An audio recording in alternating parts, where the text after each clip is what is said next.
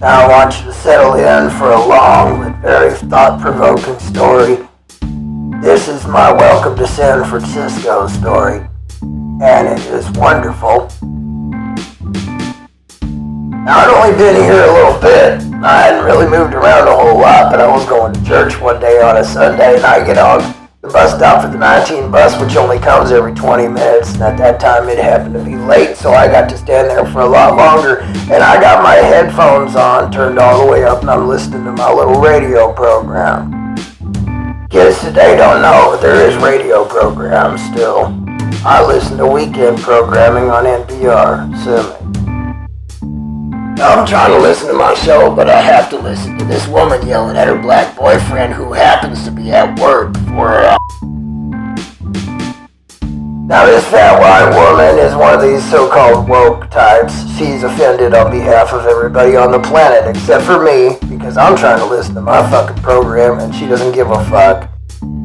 Because she is yelling as loud as she possibly can. She's at decibel 10, and this dude who she's breaking up with is speaking at decibel 3.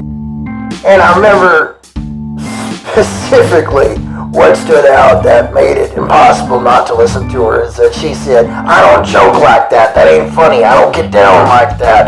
And she proceeded to go over every fucking joke this dude had ever told in his life. And actually, he was a pretty funny motherfucker. And she had no sense of humor whatsoever. And everybody was learning about this man's wild sense of humor. I take it back, I could hear one thing he was saying. What he was saying was, "Man, quit yelling, man. Quit yelling." As I'm standing there smoking a cigarette, a dude in a dress and a Davy Crockett hat walks up, looking all over the ground for cigarette butts, and the only thing coming out of this dude's mouth is, and I kind of saw him, trying to find a cigarette butt, and I was like, "Hey man, you want a cigarette?" I hand him a cigarette. I got a good old Montego. And he doesn't say thank you. He says, "Holla." Now I'm his best friend. He leans against the bus pole there and bending the cigarette I just gave him and speaking to me in a dialect of gibberish that I am not familiar with. I take back that he only spoke gibberish if I even said that, but he did say something in the English language. He strung together a sentence, and the sentence that he strung together was, "Black people are psychopaths." And I said, uh-oh. I hope this dude's not getting on the bus with me and this fat white chick. But that's exactly what happened. I'm staring at my phone and I look down at my phone and say, "I'm on the phone," which is not true. But what am I gonna do? Am I gonna pretend that I know what the fuck this dude's saying? Do you think that would be the sensitive thing to do?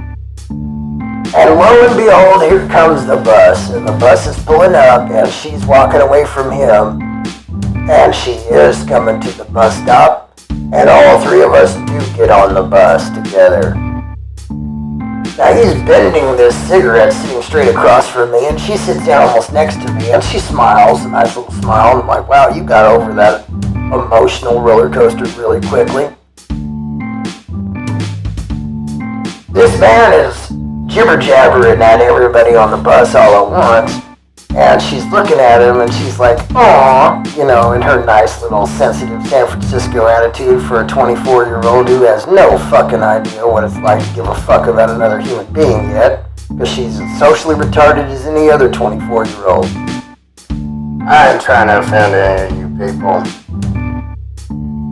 And out of nowhere, this fucking nut job across the way says, "Black people are psychopaths." And he says it really loudly, too. And there's 8 black people on the bus, and none of them give a shit. But this fat white chick gets so fucking pissed off, she stands up, she's trying to get off a moving bus, she's trying to push the doors open, and the bus driver's black. And he says, "Sit down." And so she's gets a little worried, but she's huffing and puffing, and she sits as far away from me as she can, because when she looked at me to see me also offended, and I was not offended. Nobody was offended except for her. And The man's insane. And so she wanted to sit away from everybody. And she's looking at her phone. She sits down and she's staring at her phone. And she's like huffing and she can't pay attention to it. This is the most wonderful thing that I think I could have imagined it actually happened as a result of all of this. About 5-6 minutes goes by. She finally calms the fuck down.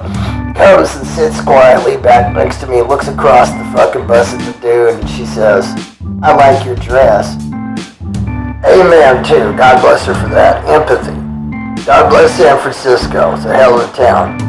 You should come by sometime. See some crazy shit. It works itself out.